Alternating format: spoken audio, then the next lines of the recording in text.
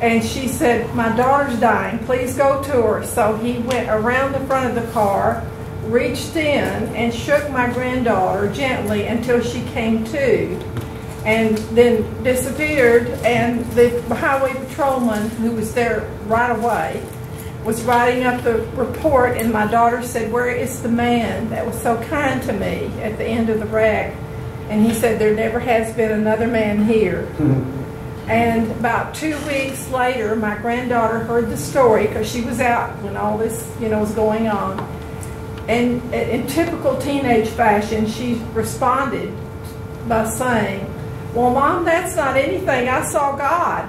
And my daughter said, what do you mean, Bethany? What did you? She said, well, I was standing outside the car, and I was looking in, and I could see me asleep, and I could see you crying.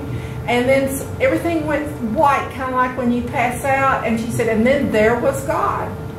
And my daughter said, well, Bethany, what did he look like? And she said, well, I couldn't see his face, but it was God. And he said to me, everything's going to be all right.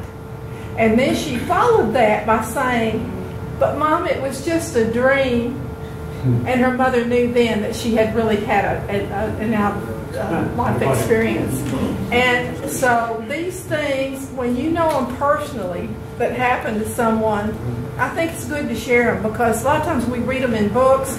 We don't really know anyone that had, and my daughter says, I know what I saw. I know it was real. So I just want to share that with you because I think it's a good thing to hear. And thank you, Nick.